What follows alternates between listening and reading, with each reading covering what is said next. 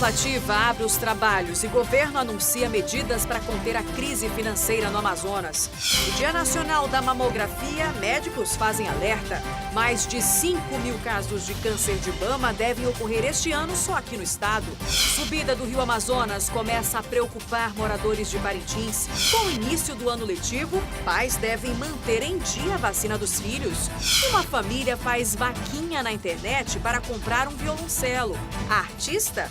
Uma menina de apenas 8 anos. É agora, no A Crítica na TV.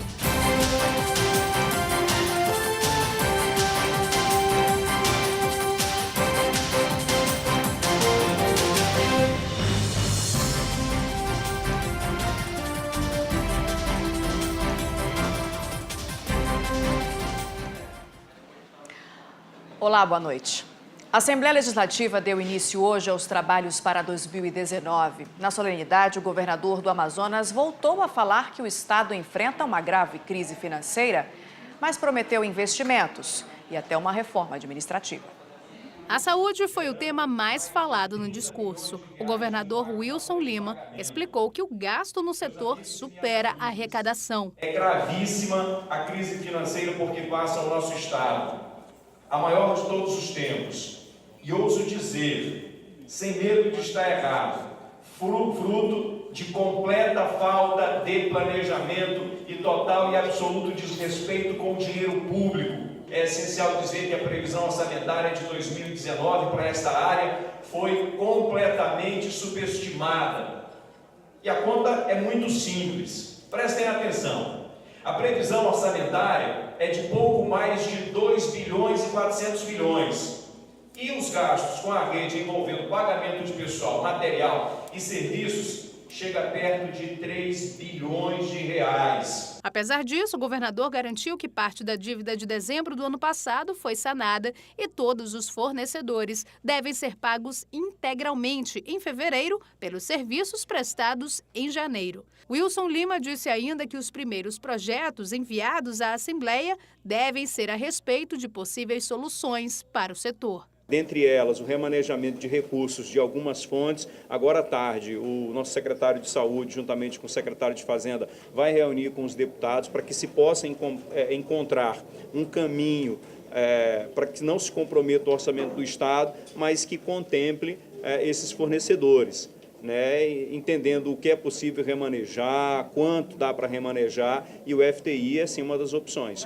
O governo também estabeleceu prazo de 6 meses para restabelecer o estoque de remédios do estado, que ainda está em situação crítica. Ainda acontecerão, durante os próximos meses, situações críticas que exigirão medidas de extrema urgência, porque o que é mais complicado aqui no estado do Amazonas é a distância que nós temos para os polos produtores.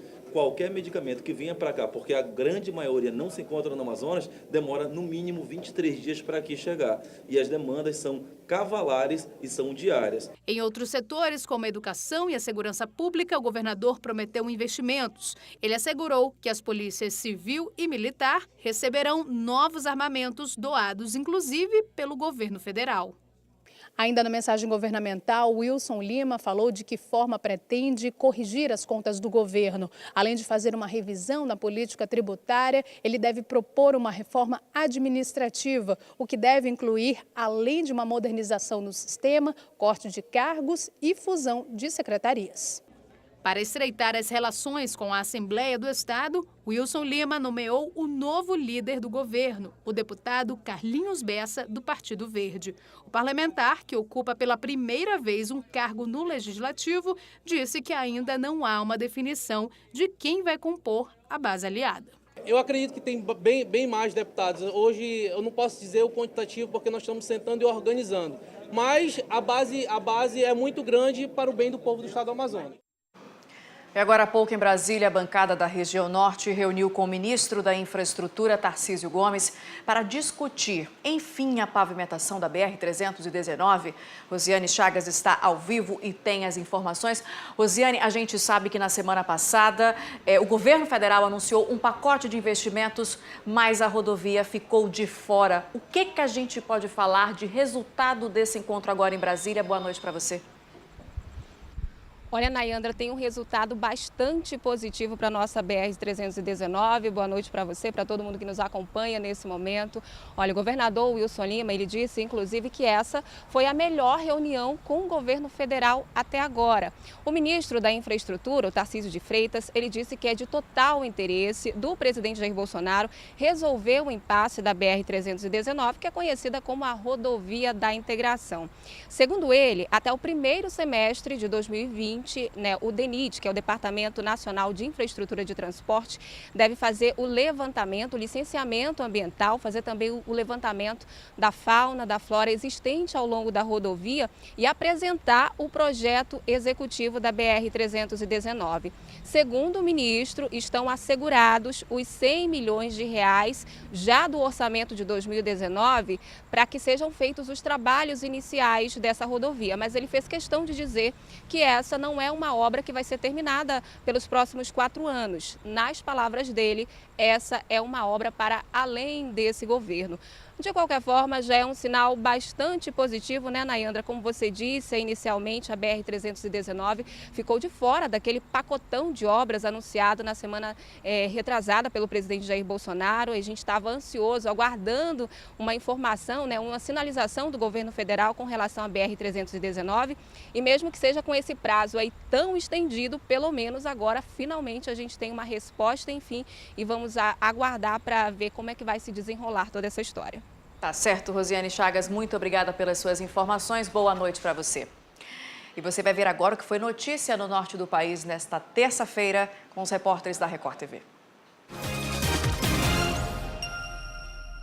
O ex-deputado estadual Eider Pena e atual presidente do PSD no Amapá, condenado a 4 anos e 6 meses por crimes de corrupção, se apresentou à Polícia Civil após 14 dias foragido. Ele passou por exame de corpo de delito e depois foi transferido para a penitenciária do estado. O cumprimento da pena do ex-deputado será em regime semiaberto. Em 2017, ele foi condenado em 2º grau a 8 anos e 7 meses em regime fechado, mas recorreu e conseguiu reduzir a pena. Ele era acusado de receber de forma fraudulenta R$1 milhão em diárias de viagens. De Macapá, Neily Flan. A Polícia Civil investiga uma fraude no Departamento de Trânsito do Pará. Segundo as vítimas, os suspeitos ofereciam facilidades no pagamento de multa e na venda de veículos em leilão. Algumas pessoas chegaram a depositar R$1.000 pelo suposto serviço. Segundo a Coordenadoria de Segurança do Detran, a conta corrente oferecida para depósito é do Amapá, mas ninguém ainda foi localizado. Essas pessoas poderão responder por estelionato, falsa identidade, calúnia e difamação. De Belém, Flávia Araújo. O prefeito Ayrton Gomes, do PP de Cerejeiras, no interior de Rondônia, decidiu renunciar ao cargo. A carta de renúncia ao mandato foi apresentada na Câmara de Vereadores. A decisão, segundo ele, tem caráter irrevogável. Será substituído pela vice-professora Lisete Marte, do PV. Ayrton Gomes destacou alguns dos motivos que o levaram a abrir mão dos 2 anos que restam do 2º mandato. Além dos problemas de saúde alegados, o pedido da esposa para ele deixar a vida pública levou o prefeito à decisão. Elaine Santos, de Porto Velho, Rondônia. Em Roraima, durante a entrevista coletiva no fim de semana, o vice-governador do estado anunciou o cancelamento dos concursos públicos em andamento e planejamento para 2019, alegando que teme desrespeitar a lei de responsabilidade fiscal. Cerca de 700 pessoas fizeram protestos em praça pública contra o cancelamento dos concursos. Recentemente, a Justiça determinou que o certame da Polícia Civil seja mantido. Sobre o da CETRABS, o Ministério Público entrou com uma ação e aguarda um posicionamento da Justiça. E quanto ao concurso da Polícia Militar, não há nada definido. De Boa Vista, Natasha Vasconcelos. E o governo do estado firmou ontem parceria com a Fundação Nacional de Saúde, que viabiliza o aproveitamento de verbas já existentes destinadas ao saneamento básico e que devem beneficiar 41 municípios do interior. As cidades com verbas já aprovadas no valor total de 44 milhões de reais, recursos da ordem de 127 milhões de reais devem ser destinados a projetos que necessitam apenas de reajustes e atualizações para serem efetivados. Com o aumento no nível das águas do rio Amazonas, a enchente já preocupa moradores de Parintins. Este ano, a cheia já está mais de 1 metro acima do registrado em 2018. Na zona urbana, mais de 30% das vias do bairro Itaúnaú, zona sudoeste da ilha, são afetadas pelo fenômeno natural. Desde já a gente já faz o apelo para a Defesa Civil e para o poder público que eles venham logo, olhem para nós aqui e que não deixem para a última hora, como todos os anos eles fazem. A Prefeitura declarou estado de atenção de Parintins em relação à cheia deste ano e determinou que órgãos do município tomem medidas preparatórias e preventivas para o combate de prováveis inundações ocasionadas pela subida das águas. Conforme comparativo do nível das águas feito pela Defesa Civil de Parintins, a cheia de 2019 está 1,14 m acima do nível registrado no mesmo período em 2018. Em comparação a 2009, quando foi registrada a maior enchente de todos os tempos, a deste ano está 10 centímetros abaixo. Reunimos com o nosso comitê de enfrentamento ao impacto à estiagem, enchente, e estamos providenciando também abrigos se for necessário. Então nós estamos trabalhando, já percorremos todas essas áreas e ficar despreocupada que aquilo que a Defesa Civil, a Prefeitura pode fazer, antecipando qualquer anormalidade, nós estamos fazendo. E a partir da semana que vem, a Agência Nacional de Energia Elétrica vai dar início a uma série de fiscalizações às barragens de 142 usinas hidrelétricas em 18 estados, incluindo aqui o Amazonas, além do Distrito Federal. Os trabalhos devem ser feitos até maio deste ano. Além das vistorias presenciais, em cumprimento à resolução do Conselho Ministerial de Supervisão de Respostas a Desastres, a ANEEL determina a atualização do plano de segurança de barragens e também do plano de ação emergencial. Nesse caso, a agência passou a exigir que os documentos sejam assinados não só pelo responsável técnico, mas também pelo presidente da empresa.